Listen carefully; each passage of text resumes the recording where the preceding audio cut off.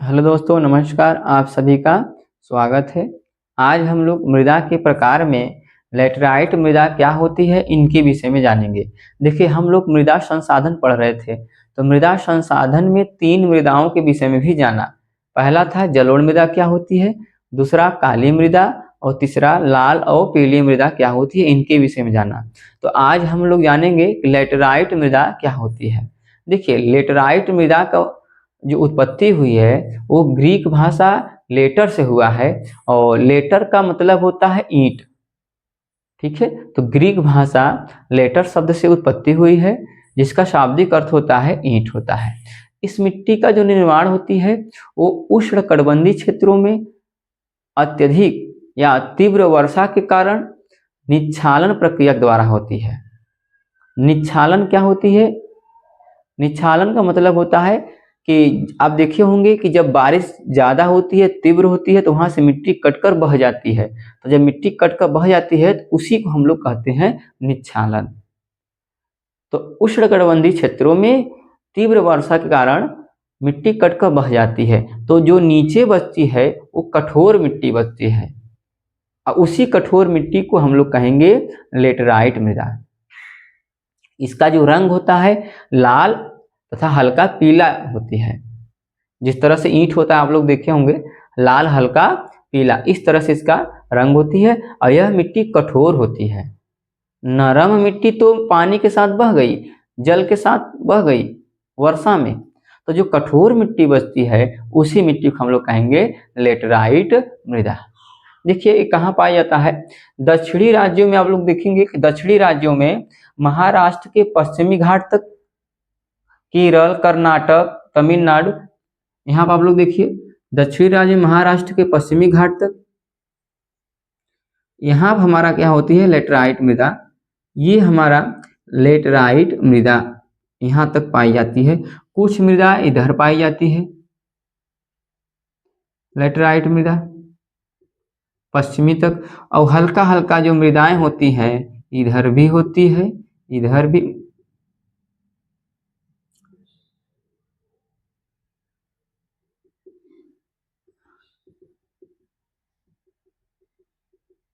ये हमारा लेटेराइट मृदा, लेटराइट मृदा, ये होती है लेटेराइट मृदा। तो देखेंगे कि महाराष्ट्र से लेकर के गोवा, कर्नाटक, केरल, तमिलनाडु, आंध्र प्रदेश में भी थोड़ा बहुत पाया जाता है। तो आगे जाएंगे पश्चिम बंगाल, फिर जाएंगे उड़ीसा, यहाँ तक कि हमारे क्या होती है लेटेराइट मृदा का विस्तार होती है। ठीक है, और देखिए इसका जो फसल लेटेराइट मृदा में जो फसल होती है वो होती है काजू की। तो यहाँ पर काजू की फसल की जाती है, चाय की फसल की जाती है, कॉफी की फसल की जाती है। ये जो काजू, चाय और जो कॉफी की जो फसल है, इनके लिए जो मिट्टी चाहिए वो ऐसा चाहिए जो कठोर हो, हल्का, जहां पर पानी न रुके। चाय के लिए सबसे अच्छा मिट्टी होती है जहां पर पानी न रुके, जहां पर सीढ़ीदार फसल की जा सके।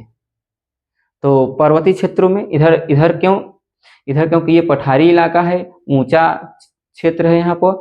तो यहाँ पर जब भी खेती होती है वो सीढ़ीदार बनाकर होती है, सीढ़ी नुमा बना करके खेती की जाती है। और जब भी वर्षा होती है तो वर्षा होने के बाद वहां पर पानी नहीं टिकता, पानी बह करके नीचे चला जाता है। ऊंचाइयों पर इनकी खेती की जाती है। तो आप लोग इनको नोट कर लीजिए, आप लोग ध्यान दीजिए, इनको नोट कर लीजिए। ठीक है,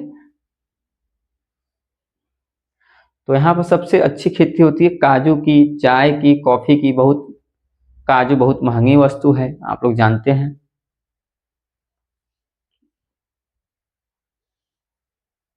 नोट कर लीजिए। हम लोग अगला 5वें प्रकार वाली मिट्टी के विषय में जानेंगे।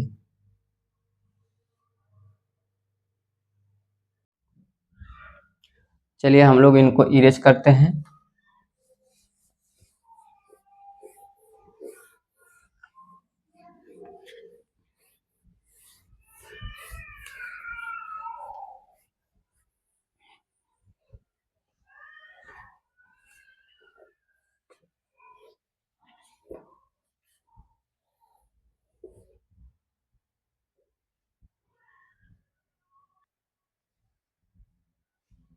चलिए अब हम लोग जानेंगे कि मरुस्थलीय मृदा क्या होती है। पांचवा मृदा है हमारा कि मरुस्थलीय मृदा क्या होती है।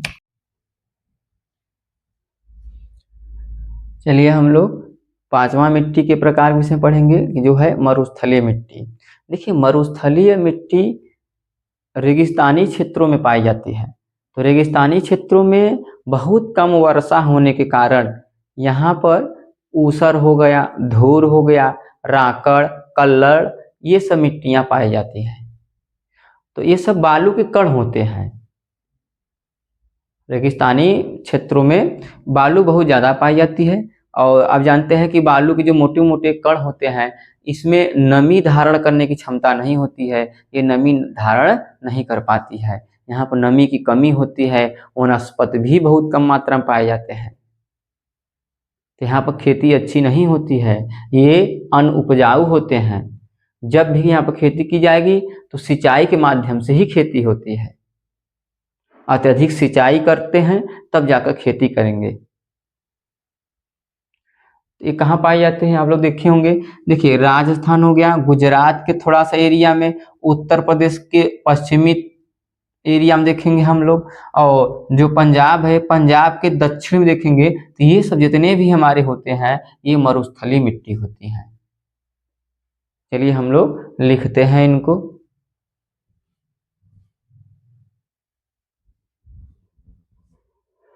आप लोग इनको नोट कर लीजिए। अब हम लोग अंतिम में देखेंगे कि पर्वतीय मिट्टी क्या होती है। देखिए इसका जो फसल होता है अत्यधिक सिंचाई करके मोटे अनाज जैसे ज्वार, बाजरा, दलहन आदि फसल पैदा की जाती है। तो यहाँ पर जब भी फसल बोया जाएगा तो पहले अत्यधिक सिंचाई होगी, क्योंकि यहाँ पर नमी बहुत कम मात्रा में पाई जाती है। हमेशा ये सब मोटे मोटे जो कण हैं बालू मिट्टी के वहाँ पर पाए जाते हैं, तो यहाँ पर नहीं होते हैं। यानी यह मिट्टी क्या होती है, अनुपजाऊ होती है। तो जब भी खेती की जाती है पहले अत्यधिक सिंचाई की जाएगी, तब जाकर के मोटे अनाज पैदा किया जाता है। यहाँ पर मोटे अनाज होते हैं। चलिए आप लोग इनको नोट कर लीजिए या स्क्रीनशॉट ले लीजिए। अब हम लोग पर्वतीय मृदा के विषय में जानेंगे।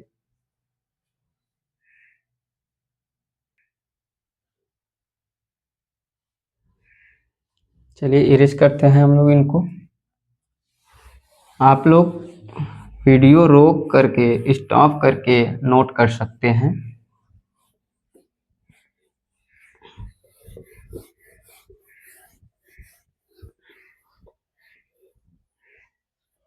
चलिए अब अंतिम है हमारा कि पर्वतीय मृदा क्या होती है। चलिए अब हम लोग छठवां देखते हैं कि पर्वतीय मृदा क्या होती है। छठवां हमारा है पर्वतीय मृदा।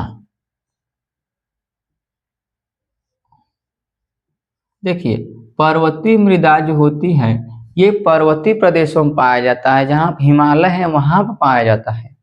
तो पर्वतीय प्रदेश में आप देखते हैं वर्षा भी बहुत ज़्यादा होती है और वन भी बहुत ज़्यादा पाए जाते हैं।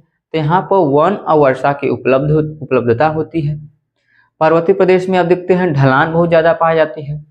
तो जहाँ पर ढलान होता है वहाँ पर खेती सीढ़ी नुमा बना की जाती है, ठीक है। और नदी ढलानों पे आप देखेंगे जहाँ पर नदी की घाटियाँ होती हैं, जहाँ पर नदी का ढलान होता है वहाँ पर जो इस प्रकार की जो मृदा होती है वो दोमट या सिल्ट युक्त होती है। दोमट मिट्टी जैसे कीचड़ युक्त होती है, ठीक है। तो चलिए अब हम लोग इनको लिखते हैं। अच्छा हम लोग मानचित्र में देखते हैं यहाँ पर कि कहाँ से कहाँ तक होती है। देखिए ये जो एरिया होता है ये पूरा का पूरा हमारा पर्वतीय मृदा में आते हैं। देखिए पर्वतीय मृदा का जो विस्तार होता है यहाँ आप देखेंगे सिक्किम में भी पर्वतीय मृदा होती है, अरुणाचल प्रदेश में भी पर्वतीय मृदा होती है, और कुछ हमारा असम में होता है पर्वतीय मृदा, ठीक है। और कुछ पश्चिम बंगाल के एरिया में भी पर्वतीय मृदा पाई जाती है। चलिए हम लोग इनको लिखते हैं।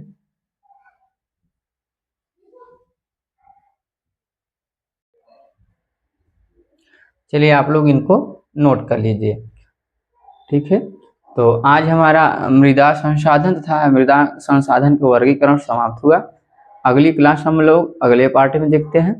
तो देखिए मृदा संसाधन क्या होता है तथा ये कितने प्रकार का होता है, ये बहुत ही महत्वपूर्ण क्वेश्चन है। एग्जाम में, परीक्षा में बहुत बार पूछा गया है, तो हो सकता है इस बार भी आ जाए। बहुत ज़्यादा महत्वपूर्ण है, तो आप लोग इनको तैयार कर लीजिए और इनके बार बार रिवीजन करिए। ठीक है, तो आप लोग इनको नोट कर लीजिए और हम लोग अगले दिन क्लास देखेंगे।